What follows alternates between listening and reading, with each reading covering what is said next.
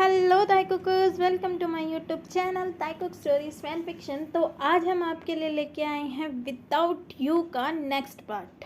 अगर आपको स्टोरी अच्छी लग रही है तो स्टोरी को लाइक, शेयर और कमेंट करना ना भूलें। चैनल पे नए हैं तो चैनल को सब्सक्राइब जरूर कर लें। तो बिना देरी किए वीडियो स्टार्ट करते हैं। पुलिस स्टेशन के चक्कर में ताई बोगम से मिलने नहीं जाता।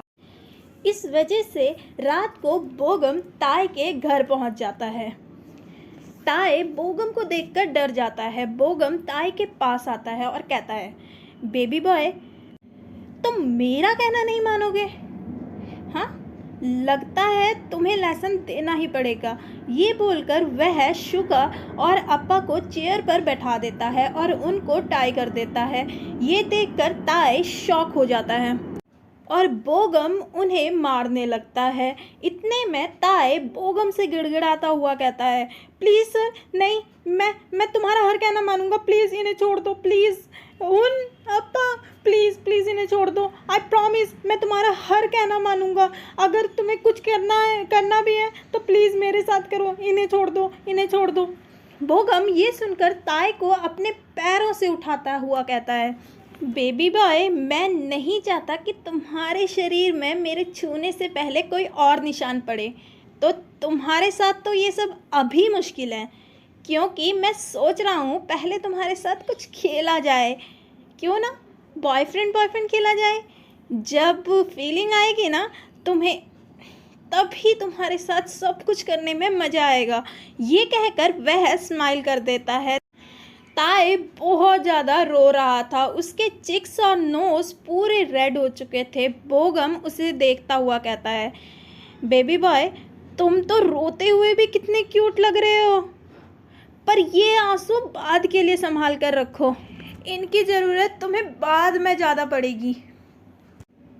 और हाँ, अगर अगली बार ऐसा कुछ हुआ ना तो माफ़ी नहीं मिलेगी, समझे? बोगम शुगा और अप्पा को छोड़ देता है और ताई रोता हुआ हाँ में सर हिलाता है। बोगम कहता है, बेबी, फ़ोन दो अपना। हाँ, अपना फ़ोन दो। ताई अपनी पॉकेट से फ़ोन निकाल कर बोगम को तरफ बढ़ाता है। बोगम उसमें फ़ोन करता हुआ कहता है, ये मेरा नंबर है। अगर पहले ही कॉल में फ़ोन नहीं उठाया तो देख लेना इसकी सज़ा किसे मिलेगी। ताई फ़ोन लेता हुआ रोते हुए हाँ में सर हिला देता है। ऐसे ही 2 मंथ निकल जाते हैं। बोगम ताई को बहुत ज़्यादा इरिटेट कर रहा था। वह हर चीज़ में बॉयफ्रेंड राइट लेकर आ जाता था, पर अभी भी बोगम ने ताई की बॉडी को नहीं पाया था। बोगम जब भी फ्री होता ताई को कहीं ना कहीं घुमाने ले जाया करता था और ताई के ना चाहने पर भी उसे अपनी फैमिली के लिए जाना पड़ता था। और अगर ताई से कोई गलती हो जाती, वह ताई को कोई ना कोई सज़ा ज़रूर देता था। वह अक्सर अपनी मजे के लिए ताई की बॉडी का यूज़ करता था, बस ऑरली। ताई को ये सब बहुत डिस्गस्टिंग लगता था, पर ताई ने उसे अपनी किस्मत मान ली थी। रोज़ बोगम के बॉडीगार्ड उसे फॉलो करते थे और ताई को ये सब बिल्कुल पसंद नहीं था। पर कई बार शुगा उसे समझाता था कि बस थोड़े ही दिन की बात है, जब 12th पूरी हो जाएगी फिर हम यहाँ से निकल जाएंगे। बस 1 साल ही की बात है, बस 5 महीने की ही बात है। बस हम सब अपने दिन बस ऐसे ही गिन रहे थे, क्योंकि अप्पा ने दूसरी जगह पर जाने के लिए किसी से बात की हुई थी, पर वह कह रहा था अपनी स्कूलिंग कंप्लीट करके आना होगा। तो इस वजह से हमें ये परेशानी झेलनी पड़ रही थी। तो ताई भी खुद को थोड़ा मजबूत बना रहा था। इस सब चक्कर में ताई ने ऐना से बातचीत करना बंद कर दिया था, क्योंकि अगर बोगम को ऐना के बारे में पता चलता तो पता नहीं बोगम ऐना के साथ क्या करता। क्योंकि जो भी लड़का लड़की ताई को प्रपोज करता था और उसके अगल बगल घूमता था, वह अगले दिन से स्कूल में नहीं दिखता था। ताई को डर था कि कहीं बोगम ऐना के साथ भी कुछ ऐसा ही ना कर दे। ताई के ना बात करने पर एक दिन ऐना ताई को स्कूल से घर जाते समय रोक लेती है। ऐना गुस्से में कहती है, ताई क्या हुआ, तुम मुझसे बात क्यों नहीं कर रहे हो? ऐना मुझे तुमसे कोई बात नहीं करनी है, जाओ यहाँ से। नहीं ताई ताई, मुझे अभी तुमसे बात करनी है, बताओ मुझे कि मेरी ऐसी क्या गलती है जो तुम मुझसे बात नहीं कर रहे हो। अगर मैंने ऐसा कुछ किया है तो प्लीज़ मुझे माफ़ कर दो, मैं तुम्हें खोना नहीं चाहती, प्लीज़। ये कहकर ऐना रोने लगती है। ताई उसे समझाते हुए उसके आंसू पोंछता हुआ कहता है, ऐना ऐसा कुछ नहीं है, प्लीज़ मैं तुमसे बाद में बात करता हूँ, बाद में सबको समझाता हूँ, ठीक है? प्लीज़ मुझे समझने की कोशिश करो। ऐना ताई को रोते हुए कहती है, ताई मुझे पता है तुम मुझे इग्नोर कर रहे हो, तुम मेरे बचपन से दोस्त हो, प्लीज़ मैं समझती हूँ तुम्हें, पर अभी मुझे कुछ समझ नहीं आ रहा है कि तुम मुझसे बात क्यों नहीं करना चाहते। मैंने ऐसा क्या कर दिया तुम्हारे साथ?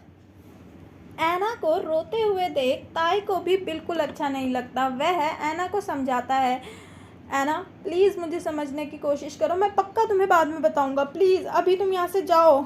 इतने में ताई का सेंटेंस पूरा होता है। ऐना रोती हुई ताई को गले लगा लेती है और कहती है, ताई मुझे नहीं पता तुम मुझसे क्यों नाराज़ हो, प्लीज़ प्लीज़ मुझे माफ़ कर दो।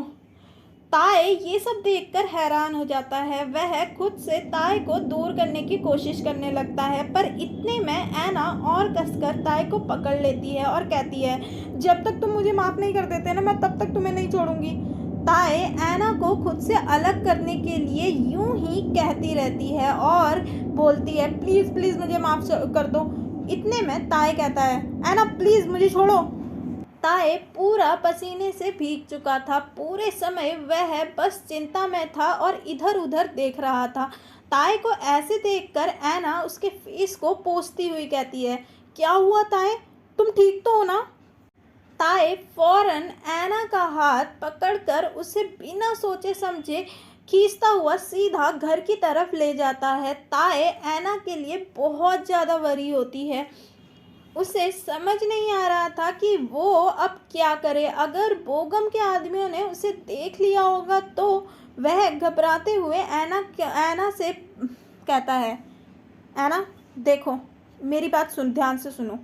ये कहकर ताई ऐना को सब कुछ बता देता है और ये सुनकर ऐना भी घबरा जाती है। ऐना ताई को कहती है, मैं 2-3 दिन के लिए अपनी बुआ के घर चली जाती हूँ, और हाँ ताई तुम भी मेरे साथ चलो, वहाँ तुम सेफ रहोगे। ताई कहता है, नहीं है ना, शुगा और अप्पा यहीं है, कैसे छोड़कर जा सकता हूँ मैं? ताई तुम उन्हें भी साथ ले चलो, हम उधर ही पढ़ लेंगे, छोड़ो पढ़ाई, अभी नहीं होगी, बिल्कुल चलो चलो, हम मेरे साथ चलो तुम। नहीं है ना, मुझे पता है वो मुझे आसानी से ढूंढ लेगा, बस 5 मंथ की बात है, फिर मैं ये देश ही छोड़कर चले जाऊँगा। अप्पा ने किसी से बात की है हमारे बारे में और पैसों का भी बंदोबस्त हो गया है, सिर्फ 5 महीने की बात है। तुम ऐसा करो, तुम अभी जाओ अगर पॉसिबल है तो, क्योंकि जितना तुम मेरे पास रहोगी उतना ही ज़्यादा तुम मुसीबत में पड़ जाओगी। ओके ताई, अपना ध्यान रखना। ओके तुम भी। ये कहकर ताई ऐना के माथे पर किस कर देता है और ऐना वहाँ से चली जाती है। 2 days later सब नॉर्मल चल रहा था। ऐना जा चुकी थी, ताई भी फ्री हो चुका था कि ऐना वहाँ पहुँच चुकी है। छुट्टी हुई।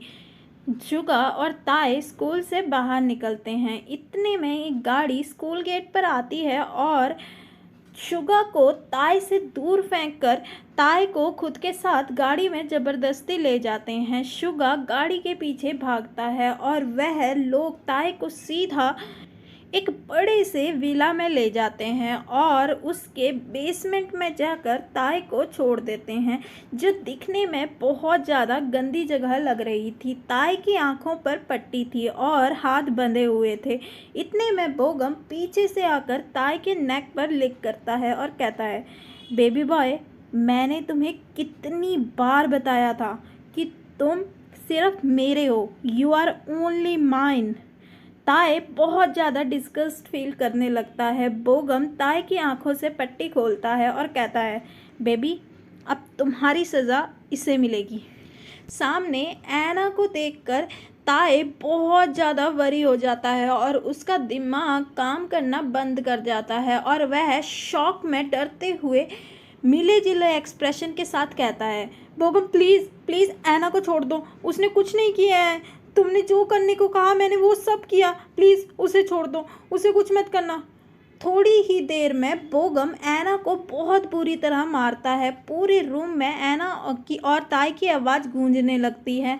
ऐना खून से लथपथ हो जाती है। ताई बहुत ज़्यादा रोता हुआ बोगम से गिड़गिड़ाते हुए कहता है, बोगम प्लीज़ तुम जो कहोगे मैं वो करूँगा। प्लीज़ ऐना से कभी नहीं मिलूँगा, प्लीज़ उसे छोड़ दो, कभी किसी से बात नहीं करूँगा, प्लीज़ इवन किसी को तरफ देखूँगा भी नहीं, प्लीज़ उसे छोड़ दो।